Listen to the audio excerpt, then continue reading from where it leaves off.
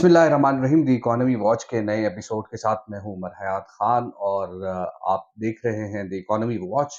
और आज हम बात करेंगे कि इसहाक डार चौथी मर्तबा पाकिस्तान के वजीर ख़जाना बनने जा रहे हैं। और इससे कबल इसहाक डार 3 मर्तबा वजीर ख़जाना का मनसब संभाल चुके हैं। इसहाक डार जो है वो पेशे के लिहाज से चार्टर्ड अकाउंटेंट हैं। एशियाई तरक्याती बैंक, आलमी बैंक और इस्लामी तरक्याती बैंक में जिम्मेदारियां अदा कर चुके हैं। इसहाक डार जो है वो मुत्तहदा अरब इमारात की हुकूमत के मालियाती मुशीर भी रह चुके हैं। और इसके साथ साथ इसहाक डार 1993 से 1996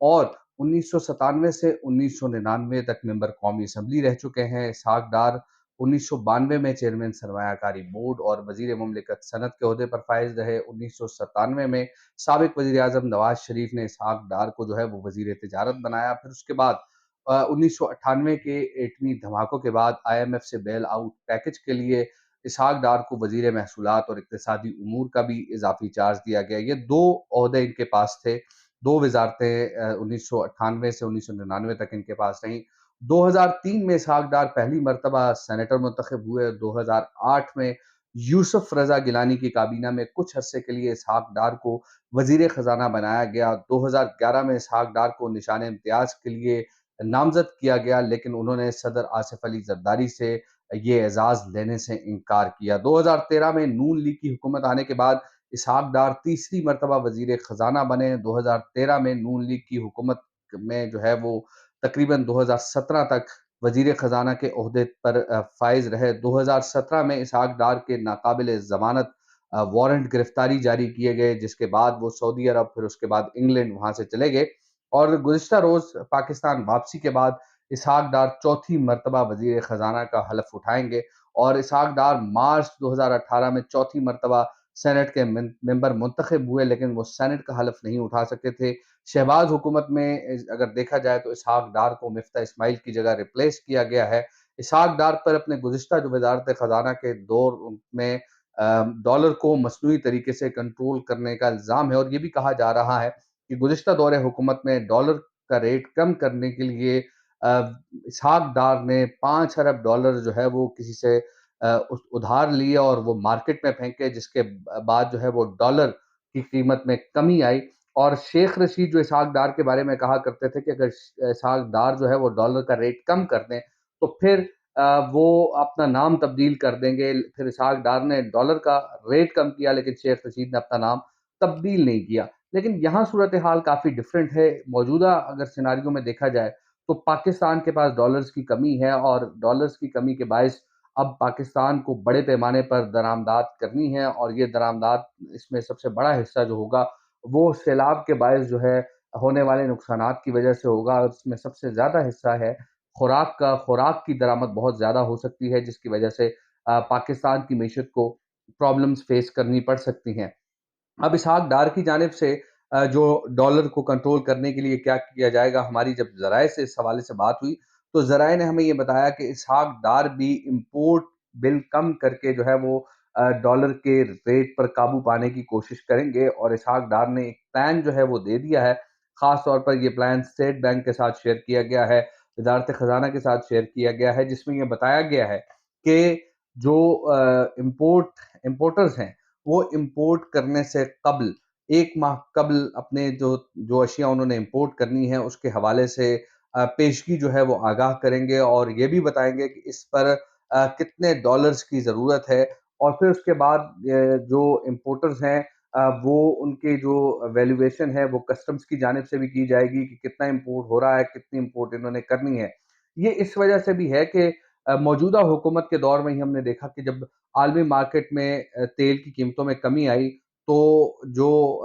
पाकिस्तान स्टेट ऑयल समेत जो दीगर ऑयल मार्केटिंग कंपनीज हैं उन्होंने बड़े पैमाने पर जो है वो पेट्रोल और डीजल इंपोर्ट किया। और उस इंपोर्ट की वजह से पाकिस्तान में ज़र मुबादला के ज़खायर में न सिर्फ कमी हुई, बल्कि हमने ये भी देखा कि डॉलर का रेट भी जो है वो ऊपर जाने लगा और डॉलर अपनी तारीख की बुलंद तरीन सतह तक गया। ये सारी सूरत हाल है। और अब जो हम देख रहे हैं कि डॉलर्स को कंट्रोल करने के लिए डार की जो पॉलिसी सामने आई है कि एक तो इंपोर्ट को कम किया जाए और ख़ास तौर पर गैर ज़रूरी जितनी दरामदाद हैं उनको रोका जा सके, और जिसकी कोई ज़रूरत है वो चीज़ जो है वो दरामद की जा सके। اور بلک میں اور پیشگی درآمد کی اجازت بھی جو ہے وہ حکومت کی جانب سے دی جائے گی امپورٹرز کو۔ اب را مٹیریل جو امپورٹ ہوتا ہے پاکستان میں وہ بھی بڑے پیمانے پر امپورٹ کیا جاتا ہے، کیونکہ جو عالمی کساد بازاری ہے اس کا ایک بہت بڑا ایفیکٹ اس پہ پڑتا ہے، اور کیونکہ ہم دیکھ رہے ہیں کہ اس وقت دنیا کی معیشتوں کو مشکلات درپیش ہیں، اور وہ مشکلات اس وجہ سے بھی درپیش ہیں تو یوکرین روس کی جنگ کی وجہ سے خاص طور پر یورپین ممالک میں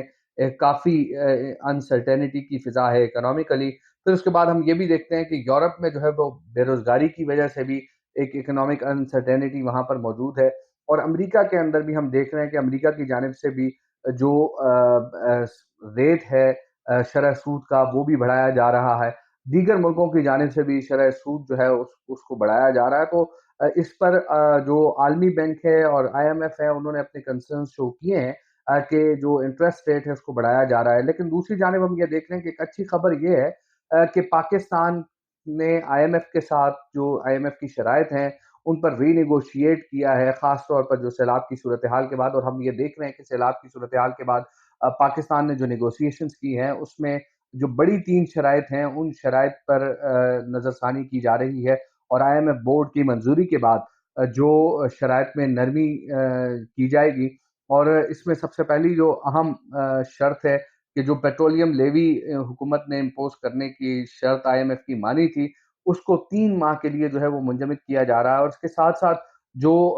فیول پرائس ایڈجسٹمنٹ ہے اس کو بھی 3 ماہ کے لیے یعنی دسمبر 2022 تک مؤخر کیا جا رہا ہے۔ اور یہ بھی ہم دیکھ رہے ہیں کہ جو کرنٹ اکاؤنٹ ڈیفیسٹ ہے اور اس کے ساتھ ساتھ جو فسکل ڈیفیسٹ ہے، اس ڈیفیسٹ کے جو اہداف حکومت کی جانب سے رکھے گئے تھے وہ اہداف بھی اب اس پر بھی نظر ثانی کی جا رہی ہے کہ ان اہداف کو کی جو شرح ہے جو پہلے ہدف رکھا گیا تھا اس پر نظر ثانی کی جائے۔ تو اس پر آئی ایم ایف نے حامی بھر لی ہے، اور اب بورڈ کا انتظار ہے کہ آئی ایم ایف بورڈ اس پر منظوری دیتا ہے، کیونکہ یہ تمام چیزیں جو ہیں وہ اگری ہو گئی ہیں، خاص طور پر جب پاکستان کے وزیر اعظم شہباز شریف اور وزیر خزانہ مفتاح اسماعیل امریکہ میں آئی ایم ایف جو حکام ہیں ان سے ملاقات میں یہ تمام معاملات فائنل کر چکے ہیں۔ لیکن اب ہم یہ دیکھ رہے ہیں کہ اس وقت پاکستان کو سیلاب کی صورتحال سے نمٹنے کے لیے ڈالرز کی ضرورت ہے، اور وہ ڈالرز اس ضمن میں ضرورت ہے کہ پاکستان کا جو اب تک کا سیلاب سے ہونے والے نقصان کا تخمینہ لگایا گیا ہے وہ 30 ارب ڈالر سے زائد ہے، تو پاکستان کے پاس تو 30 ارب ڈالرز نہیں ہے، اور اب تک اگر ہم دیکھیں تو اقوام متحدہ کی جانب سے جو فلیش اپیل کی گئی تھی 160 ملین ڈالرز کی، اس میں سے بھی تقریباً ہمیں 1/4 جو ہے وہ ہمیں ملا ہے حصہ، اور پورے جو ڈالرز ہیں وہ بھی اب تک نہیں آئے، اور جو دوسرے انٹرنیشنل فائنینشیل انسٹیٹیوشنز کی جانب سے جو کمٹمنٹس ہیں وہ بھی جو ہے اب تک پوری نہیں کی گئی، اور جو ورلڈ بینک یا ایشین ڈیولپمنٹ بینک کی جانب سے ری پرپز کیا گیا ہے کچھ لونز کو، لیکن جو اس وقت اگر سیلاب کی صورتحال کو دیکھا جائے تو اس وقت ہمیں لون ری پرپز کی ضرورت نہیں ہے، اس وقت ہمیں ایڈ کی ضرورت ہے، گرانٹ کی ضرورت ہے، اور کسی لون کی ضرورت اس وجہ سے نہیں ہے کیونکہ اگر ہم لون لیں گے تو پاکستان کا جو قرضوں کا حجم ہے، جو پاکستان پر قرضوں کا بوجھ ہے وہ مزید بڑھ جائے گا، اور دوسری جانب ہم یہ دیکھ رہے ہیں کہ حکومت کی جانب سے جو پیرس کلب ہے اس سے ڈیٹ ریلیف مانگا جا رہا ہے، تو اس سے بھی پاکستان پر قرضوں کا بوجھ جو ہے وہ بڑھ جائے گا، تو پاکستان کے لیے مزید پرابلمز کھڑی ہو سکتی ہیں۔ اس وقت حکومت کو یہ پلی لینی چاہیے کہ جو قرضے ہیں وہ حکومت کی جانب سے معاف کیے جائیں، معاف کرنے کی درخواست انٹرنیشنل فائنینشیل انسٹیٹیوشن سے کی جائے، پھر اس کے بعد اس کسی چیز پر جو ہے وہ اگری کیا جائے، کیونکہ لونز اگر ہم لیں گے تو لونز کی وجہ سے پاکستان کا جو ڈیٹ اینڈ لائبلٹیز کا پروفائل ہے اس میں مزید اضافہ ہوگا۔ تو اب اسحاق ڈار آئے ہیں، اسحاق ڈار جو ہے آج سینٹ کا حلف اٹھائیں گے، اور اس کے بعد پھر اسحاق ڈار جو ہے وہ وزیر خزانہ کا حلف جو ہے وہ کل اٹھائیں گے، لیکن اس وقت یہ ضروری ہے کہ ڈیٹ ریلیف سے زیادہ جو ہے وہ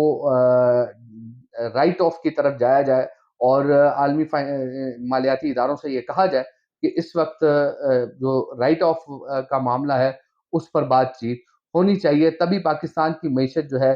وہ آگے بڑھ سکے گی، وگرنہ جو سیلاب سے ہونے والے نقصانات ہیں اس سے مزید پاکستان کی معیشت کو دھچکا لگنے کا امکان ہے۔